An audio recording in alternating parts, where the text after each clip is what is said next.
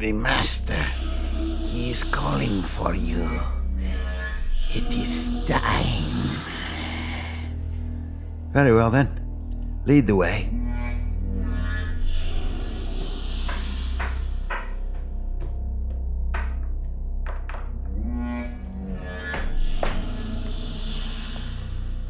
Master? You called for me.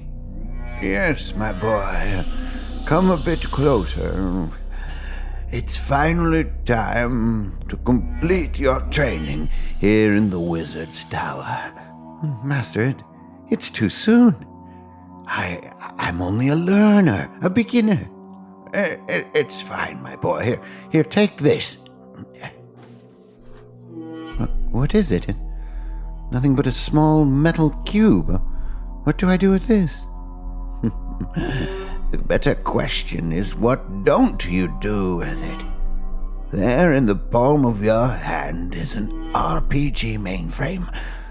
Within it, all the answers to all the questions, all the realms, imaginary and real, all possibility and all memory, contained somehow in that little cube. Do not underestimate it, my boy. Master, this is the end? The end of my training? But I thought I would learn so much more.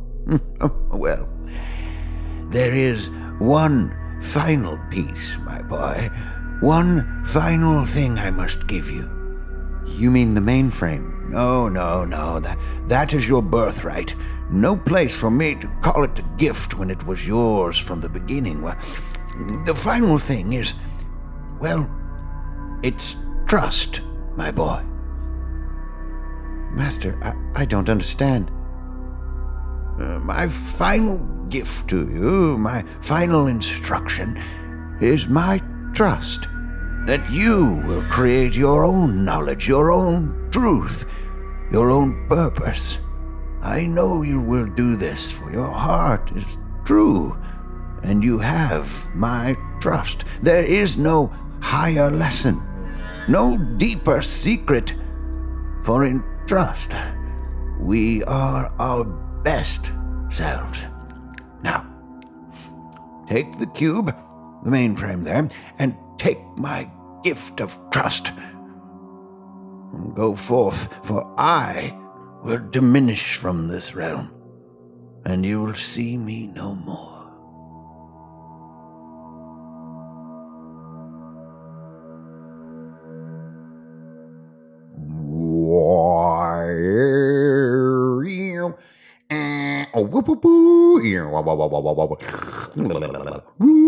Hey, greetings, programs. It's old Hanker and Fernale here, your old buddy from Runehammer, coming back at you for another episode of the rpgmainframe. This is episode 57 of the podcast that was made to last. We're going to come on back, and let me just kick things off right away by throwing a big old sorry about that at everybody for the big outage here at the end of December and beginning of January.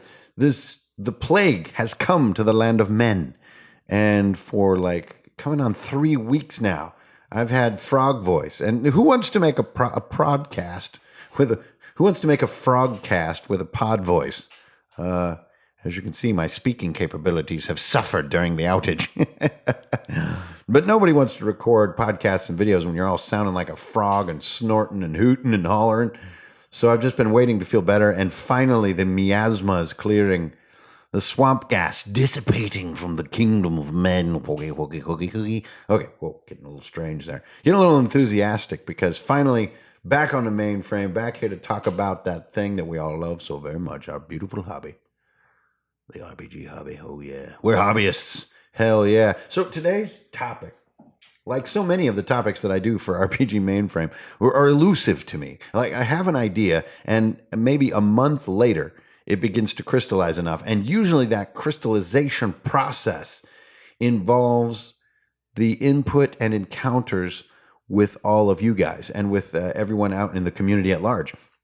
the little events of each week and each day. And even if you don't see my ugly mug on YouTube or hear my sonorous tones on the podcast, usually I am working on some project or another, as some upcoming Patreon posts are going to show, or I'm helping other people with their projects, doing art for things and stuff. So even though my voice may have been completely crippled, I've been right in the fight as usual. And this concept has been pecking at me. Pecking, I say. A light and nuisance pecking. And it's taken many forms. Now, at first, the podcast title was going to be The GM Trust Fall. So do you guys know about trust falls probably, right? This is like a team building activity where everybody stands behind you and then you fall backwards and they catch you. And then you're like, oh, dang, you guys got my back. That's cool. Word up. And so I was going to talk about how, this trust needs to occur between a game master and players.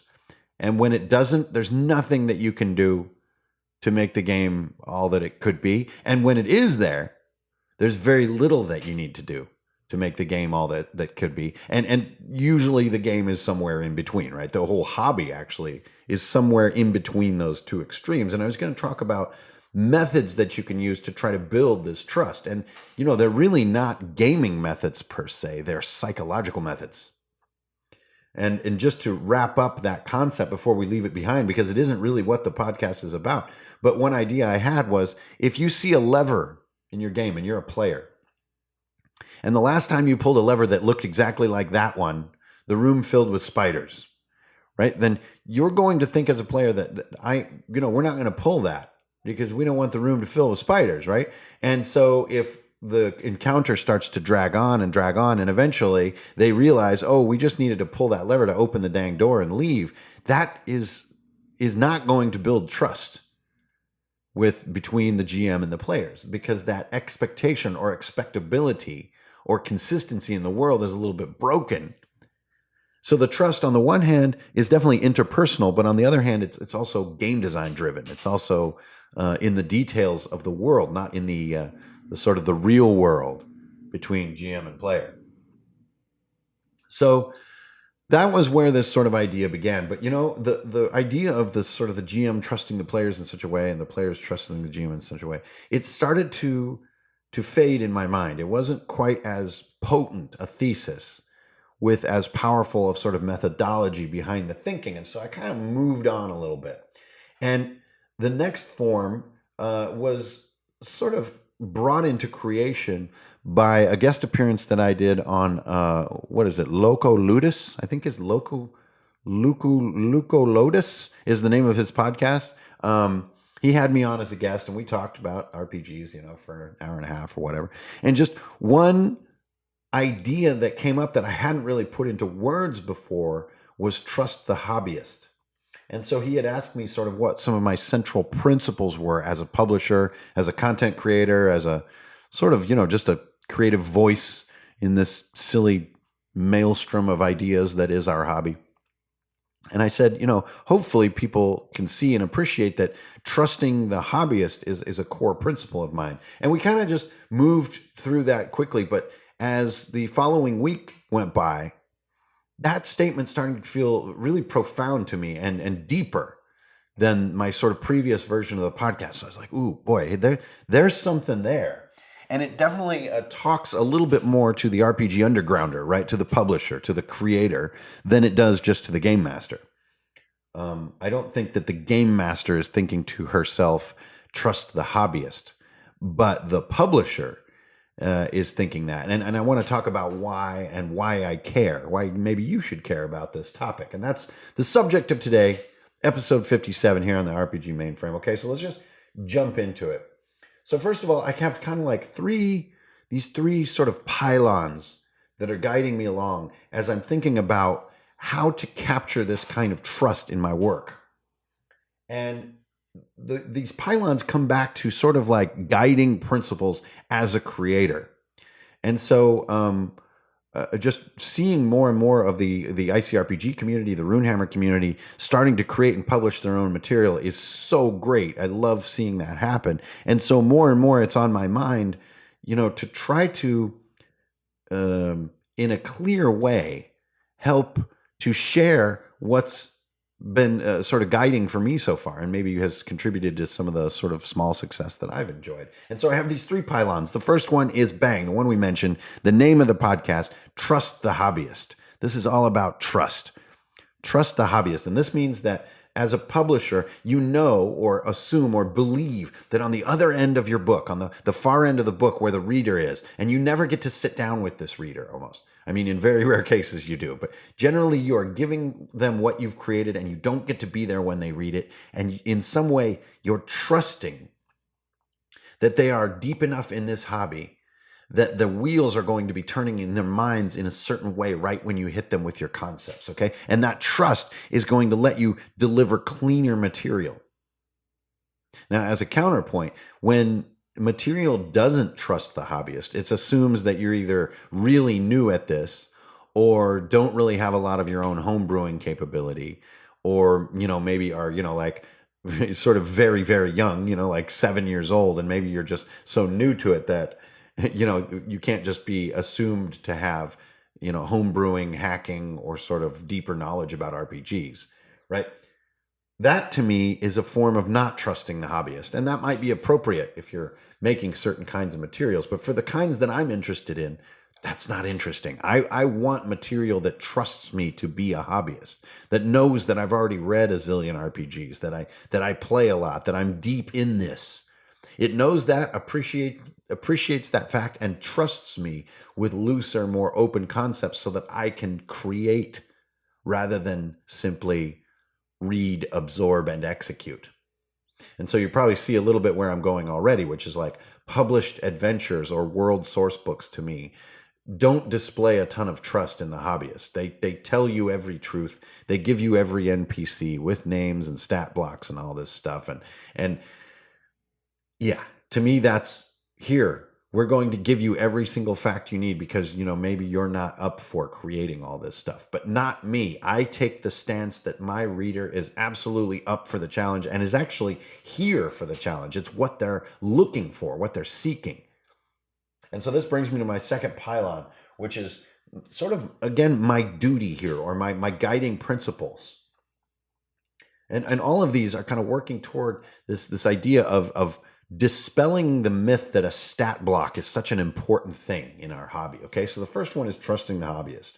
The second one is igniting imagination. This is actually a bigger priority than delivering stat blocks. It is getting the imagination moving in a way that your reader is psyched to do their own thing, not to do your thing, but to be themselves. What you're doing is amping them up for their project. You aren't saying, behold the creativity of my project. You're saying, hey, look, here's some cool ideas and some starting points and some jump offs. And they're well thought out and very clean and tidy. Now take them and go explode on your own. And this is why I think that shorter, tighter material is almost always more appealing to me. Because I'm not the type to read something as written and then just do what I'm told. I have too much of a pill for that.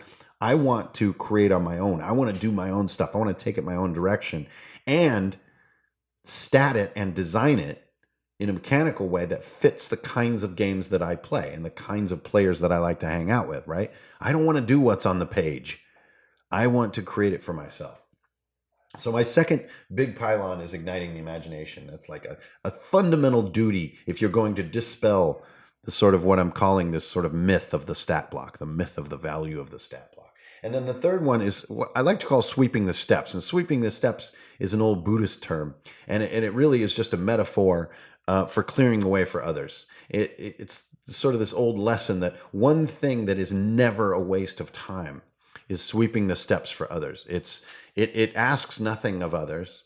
It gives everything of yourself. And there's no proclamation of any kind involved. It's simply saying, let me tidy up so that you can come on in. And this is a mindset that I think the best RPGs out there have, which is that they claim nothing. They acknowledge the past and the present as far as the sort of the cloud of data, but they don't claim it. They simply say, I've tidied up a little area here if you'd like to come and sit down and hang out for a minute. Right? It's extremely absent of proclamation. rather than proclamation like, we're no longer doing +2, -2 penalties for difficult and easy. We're doing advantage from now on, and this is the way. I have spoken. Right? So to me, sweeping the steps is the exact opposite. Nothing is said. It's a very quiet mentality that's inviting and that's open and that's passive and lets you enter. And by enter, I mean come in with your project and with your agenda and your style. So as far as examples of these 3 pylons, I've just sort of picked out a few that may not be the quintessential examples, but they definitely execute these goals on their own. First of all, trusting the hobbyist. I really think that Tiny Dungeon does this quite brilliantly. Tiny Dungeon by Gallant Knight Games, Alan Barr, is a brilliant little book, partially because it's very compact and it's very quick and easy to absorb and comprehend and bring into whatever it is you might be working on or might be playing. And it's also fun and bright, but it doesn't really beat you over the head with every little thing that you need or would want in your session. It's just got a very clean, simple, you could almost sort of say it's like lubricated in a way. It just sort of with no heat or friction, kind of just comes in, says hello, and then it's sliding by on the highway of creativity. And it's wonderful. And it's a great book to go back to and read through. You can read through it in not that much time and, reinvigorate the joy that is captured in that tight little book. It's a really good one. And that goes for the art, for the design, everything about it has this property of trusting you to make what's probably going to be a more complex game than what's written. But it doesn't say that explicitly or pound you over the head with what to do to add that complexity. It lets you be a hobbyist. Now, as far as igniting imagination, I really have to call out Burning Wheel on this. I think that book is brilliant, especially with the sort of life path stuff for character creation and stuff. It really does get your head back into wanting to be at the table and wanting to talk in character, wanting to go out on quests, wanting to retrieve treasure, wanting to change your story as a character, wanting to join a team, wanting to be part of a town, there's something about it that is deep and detailed enough that you want to be in there. You crave to live in there. The furniture is inviting. And the Burning Wheel has almost the opposite approach of Tiny Dungeon. This is a very thick, long book with lots of information and detail in it. But very few books really just light me up as far as wanting to be and to create inside that world like Burning Wheel does. And the crazy thing about Burning Wheel too is in the beginning of the book it says there's no specific world in this book. This is kind of, you go do your own thing and make your own world, and this is more just about this kind of these pieces with characters and stuff. And I love that. Again, it has that sort of less of a proclamation and more of an invitation. I really like that. And then for the third pylon, for this sort of concept of sweeping the steps, I need to call out Dungeon World. Now, I know that Dungeon World is very polarizing, especially now that a few more years have passed. Some people see it as a little bit silly, or maybe it's too counterintuitive to ever really reach the table. And there's a lot of mixed reviews about it. But still, I think Dungeon World is wonderful in that it cleaned up a lot of messes and it invited me in. And the monsters in Dungeon World are especially like this. I mean, if you have seen these monsters, they basically have a hit point pool and tag words. That's it.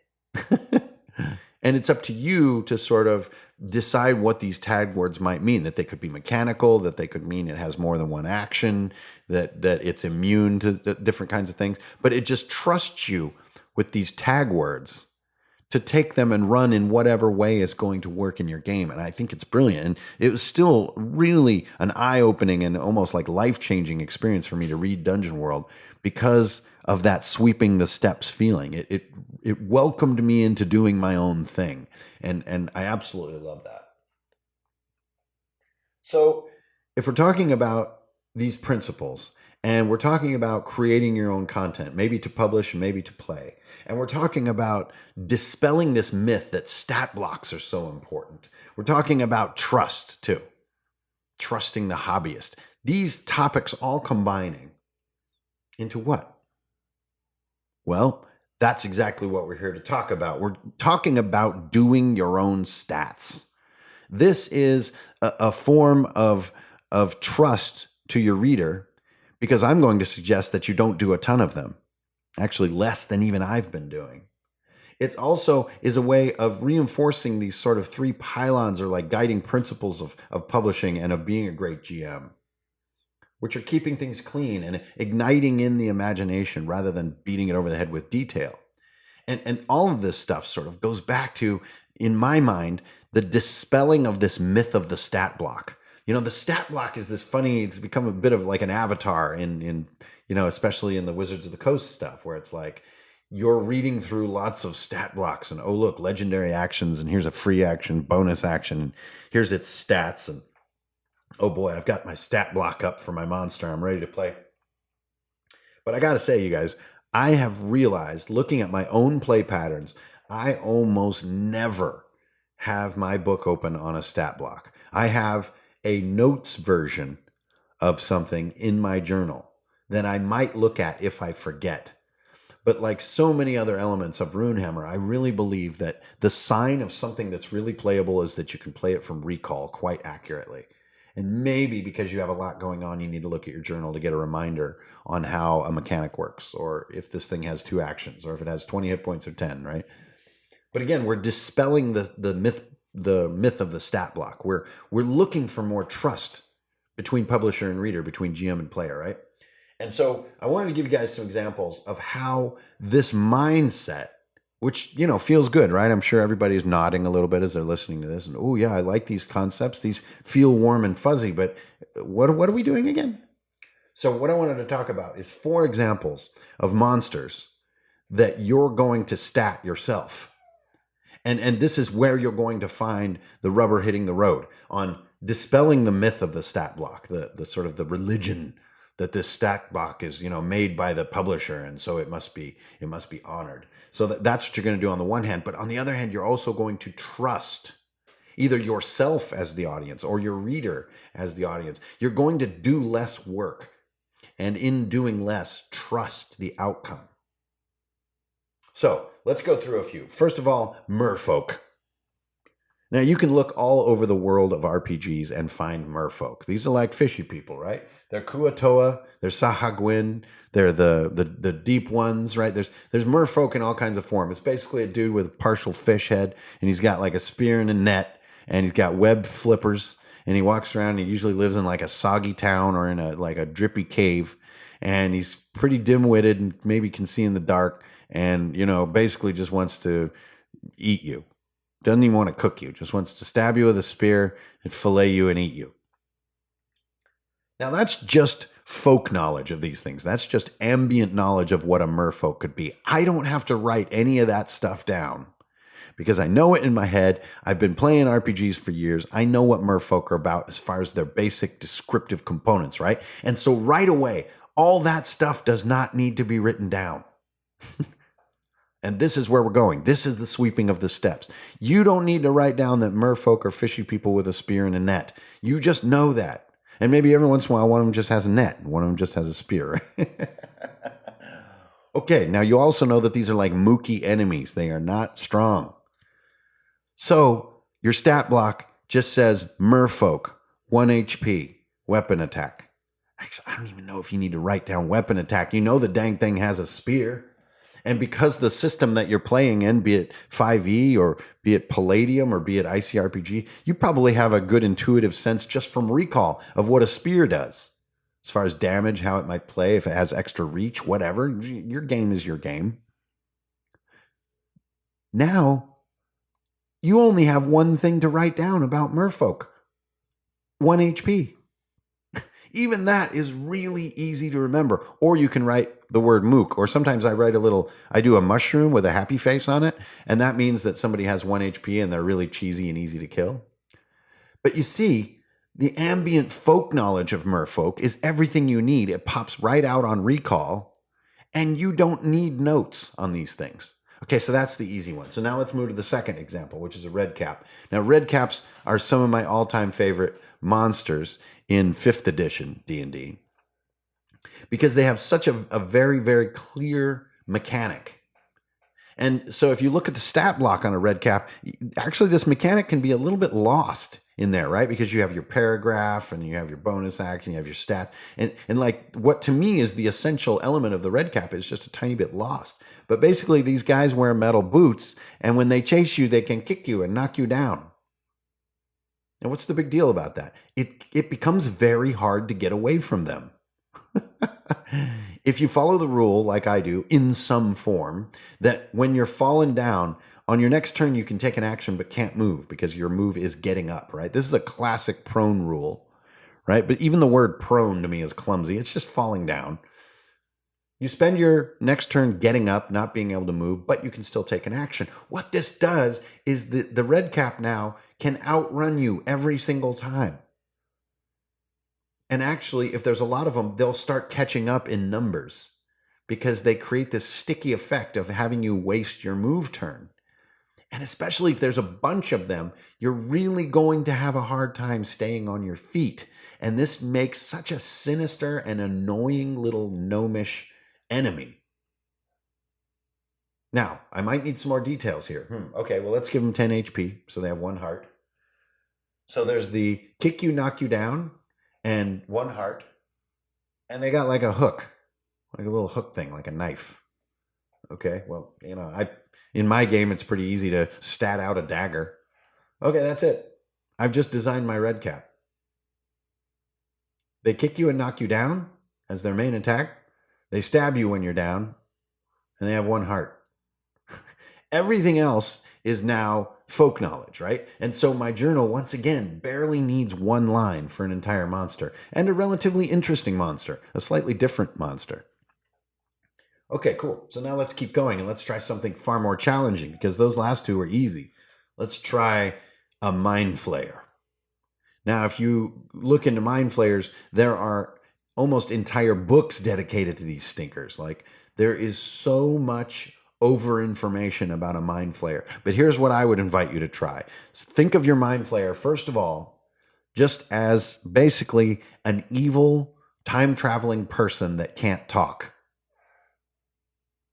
Okay? Just put that in your head. This is just a person who's got evil intentions, like maybe dominating a city, and they can't speak, or if they do, it's in some strange set of sounds that barely anyone can understand. And go from there. You don't need to write any of that stuff down. Okay, so there's this sort of weird character that's sort of mute in a way. Ooh, okay, so now what do I know about Mind Flayers? Let's see. Well, they have the tentacles on the face, and they use magic. So let's do the tentacles on the face. So they do an attack that can sort of suck your brain out, eat your memories. Okay, great. So I'll just roll it like a normal attack, and then, okay, eat your brain. And eating your brain maybe just is like drops you to 0 HP. But really, you know, even in the moment, eat your brain could take a few different versions, a few different forms. I don't think getting your brain eaten is exactly the same every time. Sometimes you get your memories sucked out. Sometimes it kills you outright. Sometimes it's like gnawing on your brain. And so like you're losing stat points or losing memories or losing your personality, stuff like this. Actually, each case could be interesting. So I'm just going to write down, let's see, they have 3 hearts. Why not? They have 30 HP and they eat your brain with tentacle face. Really, eat your brain is plenty of notes there. So I have 3 hearts, eat your brain. Okay, I think these guys need to be really powerful, so I'll give them 3 actions. I need to write that down. 3 hearts, eat your brain, 3 actions. Actually, 3 has a nice ring to it. I'm going to do a +3 on every dice they roll. There we go. And then finally, how about if I choose a random spell for them to cast on each turn? That means I'm going to have to go look up spells. Screw that. How about if I give them magic missile, turn invisible, and like some kind of shockwave? Okay, now I have about 4 lines of notes that I need for my Mind Flayer, and I'm going to stop right there. Everything else can either be made up in the moment or can be made up by an individual hobbyist that's your reader, or by you even on like the day of your prep or as the battle is approaching. Maybe your players are approaching in a terribly fatigued state and you don't need to add anything to your Mind Flayer. Maybe they're approaching in a terribly powerful state and you need to give him 3 actions, but 50 HP rather than 30. And so like you start to see where this mindset is headed.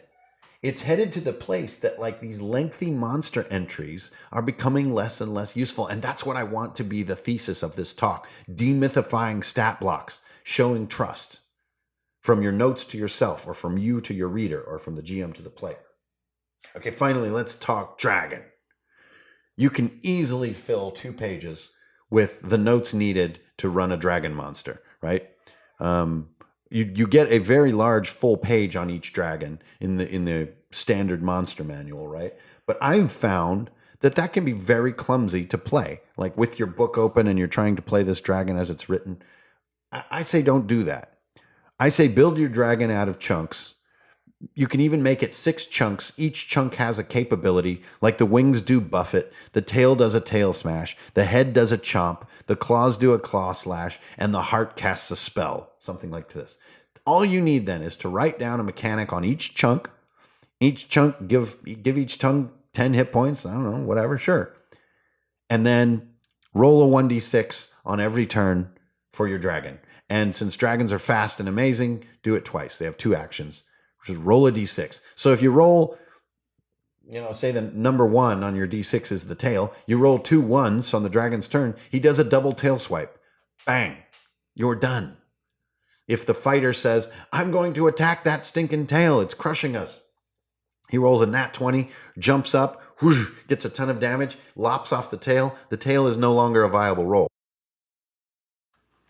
So this is going to ask you for your designing your dragon to do 6 lines of data, right? Corresponding to the sides of a 6-sided die. And you want a gargantuan dragon, you could do 8.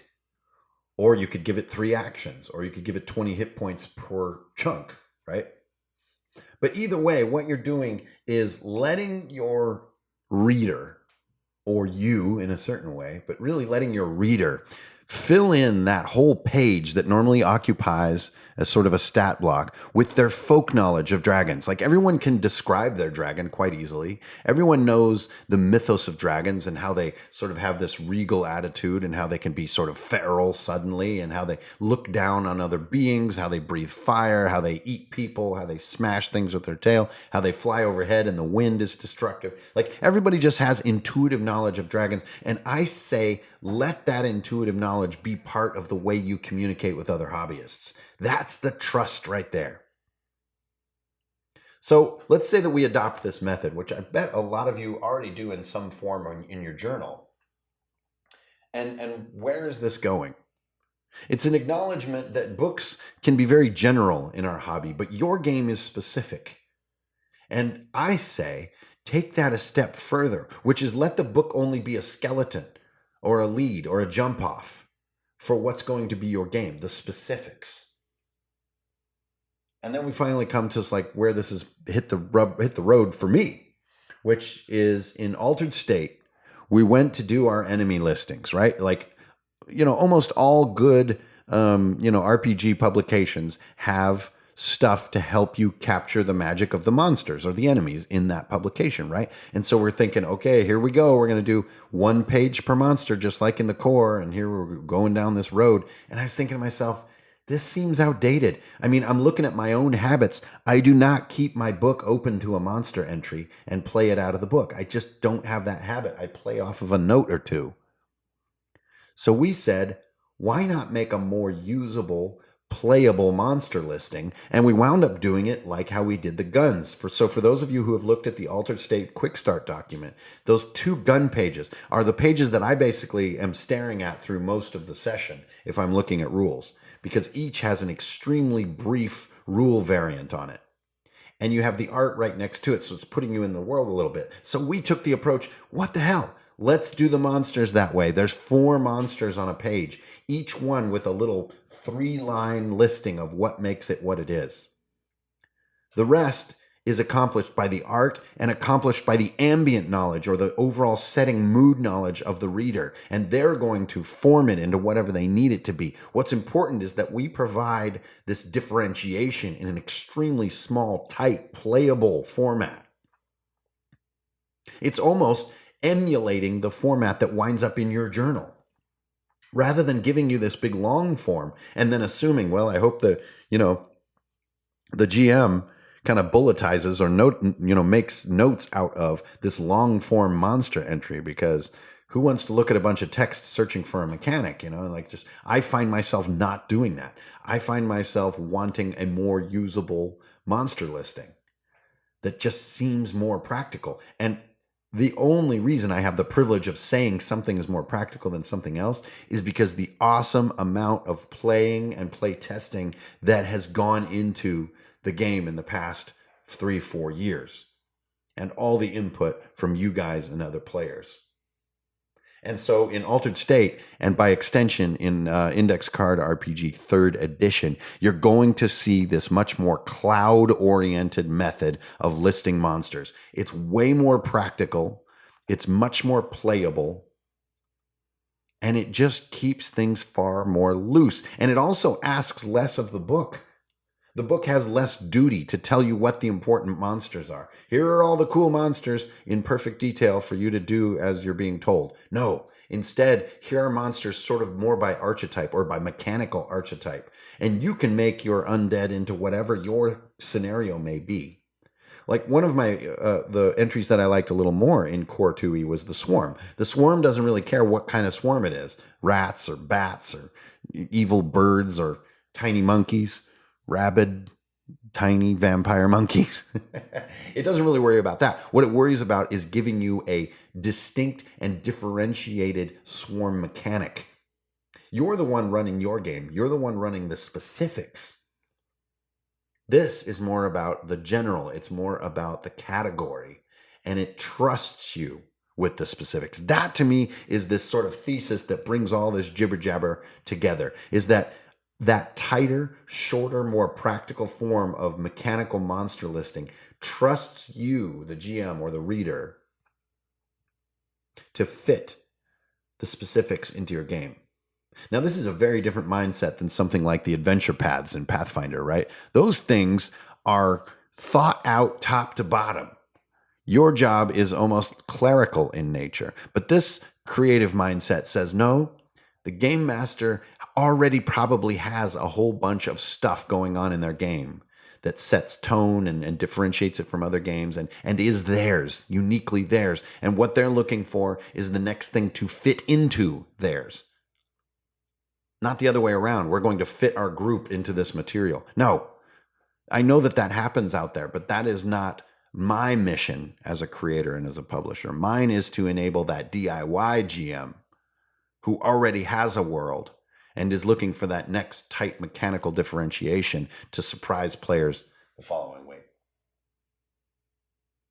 So I guess if I had a thesis on this somewhat chaotic podcast, it would be to own your own stats.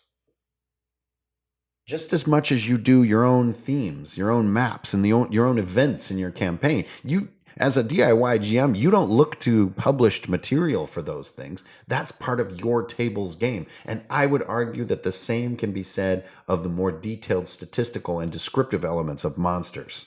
And that's that trust. The trust is that you don't need all of this detail in a stat block to get a differentiated, cool enemy or even concept or NPC. You're trusting the hobbyist. And now this is speaking as a publisher, right? So if I assume that this is true, I assume that you guys are going to take my advantage. You're going to own your own stats. You're going to own your own descriptive detail. You're going to customize whatever it is you're reading and finding into your game. You're not playing things dry right out of the book. That's not you. If I assume that, it gives me a new mindset in how I need to notate my monsters, which is much tighter, much shorter, and much more something to be read on the fly during play rather than read ahead of time and make notes. So the thesis is own your own stats as much as you do everything else in your game. And I'm going to assume that my readers are going to take that thesis. And that's the thrust of this podcast. I'm going to do that. I've made that decision. And you're going to see it when Altered State comes out. You're going to see how these enemies have this insanely tight stat listing system that really just leaves it up to you. What it just notates is, here's the differentiating piece. Here's a little piece so that your players have a new challenge that's a tiny little mechanical difference. All this other cool stuff is probably going to be made up by you to fit your game, your moment, your story, your dialogue, how things are unfolding in your game. And so it's hard to give this podcast a really clean title because it's a bit of a stormy concept, right? You've got demythifying stat blocks. You've got trusting in the way that the publisher trusts the reader to make their own material. But you also have trusting you as the designer, trusting yourself as the at-table game master. So you're trusting yourself by doing shorter notations. And then finally, we also have this idea that I kind of moved past, which is the trust between player and GM, which lets the GM do far less prep. Because when that trust is there, just like with the trust fall exercise, the players will catch the GM when he or she reaches sort of the end of their prep and needs to kind of go out on a limb a little bit. The players are going to lift them up and help. So I don't have like one really snazzy, catchy title for this, but I know that all these concepts are intertwined into this notion that the final details that happen on the table are the exclusive property of the DIY GM. And there's no need for a book or notes or even your journal notes to override that or to try to document that or write that down. In the moment, if I asked you, what is a red cap? And I need you to describe it, I kind of want to hear what just comes out of your head at that moment. What maybe is a lack of knowledge and then what also might be knowledge. And the combination that makes your description unique. That's what I want to hear. I don't want to hear that you memorized the stat block from the book.